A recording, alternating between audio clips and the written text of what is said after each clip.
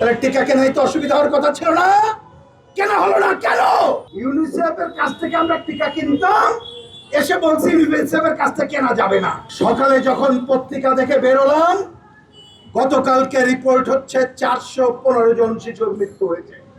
সাথে আরেকটা খবর আছে, এটা হচ্ছে যারা রেজিস্ট্রি করে নাম লিখিয়েছেন তাদের মধ্যে। কিন্তু বাংলাদেশে গ্রামে গঞ্জে অনেকে মারা যায়, কিভাবে মারা যায় জানে না, এর সংখ্যা কত আমরা জানি না। এই খবর দেখে বেরোলাম, আর এই যে এখন প্রায় 12টা বাজে, এর মধ্যে আর কতজনের মৃত্যু ঘটেছে, কতজন এটা আক্রান্ত হয়েছে আমরা জানি না। কিন্তু আমি আপনাদের কাছে প্রশ্ন করতে চাই, সরকারের পক্ষ থেকে কোনো প্রেস নোট শুনেছেন যে আজকে এটা হচ্ছে, আজকে এইটা যাতে যারা আক্রান্ত হয় তাদের জন্য এটা করতে হবে, এটা করতে হবে? কোভিডের সময় যেরকম জরুরি অবস্থা জারি করে বলা হয়েছিল, শুনেছেন? শুনি নাই। আমি তাই অনতিবিলম্বে দাবি করি, আর যাতে একটি শিশুর মৃত্যু না ঘটে তার জন্য সরকার দায়িত্বশীল আচরণ করে। এইবার আসি, এই ঘটনা ঘটলো কেন?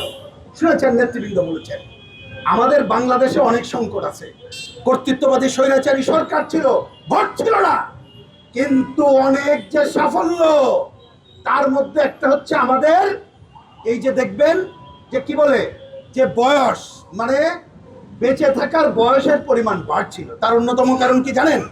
শিশু মৃত্যুর হার কম ছিল তাই। আর আমাদের আরেকটা অনন্যতা ছিল দুনিয়ার মধ্যে, এইটা একটা ঈর্ষণীয়, আমরা অল্প সময় যথাযথভাবে টিকা দিতে পারি। তাহলে এবার ঘটলোটা কি? স্বৈরাচারী সরকার বিদায় দিল, কিন্তু স্বৈরাচারী সরকার তো একটা বাজেট রেখে গেছে। এখন তথ্য বেরোচ্ছে এই খাতে, মানে স্বাস্থ্য খাতে 41,407 কোটি টাকা তারা রেখে গেছিল। তাহলে টিকা কেনাই তো অসুবিধা হওয়ার কথা ছিল না, কেন হলো না? কেন?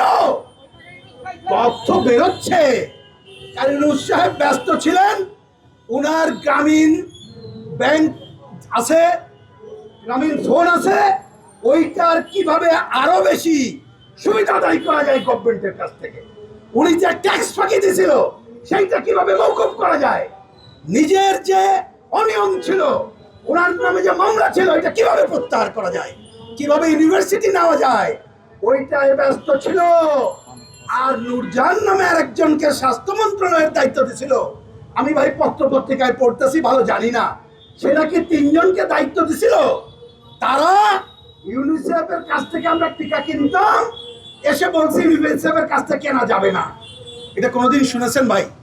ইউনিসেফ বলে হুঁশিয়ার করছে কেনা যাবে না। আমাদের সাংবাদিক ভাইরা খুঁজে বের করছে, কারণ হচ্ছে ইউনিসেফের কাছ থেকে কিনতে গেলে নাকি কমিশন পাওয়া যাবে না, বাইরের থেকে কিনবে কমিশনের জন্য।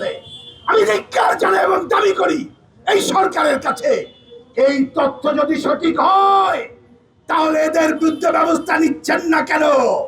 স্বাস্থ্যমন্ত্রী, প্রধানমন্ত্রী, অন্য কথা শুনতে চাই না।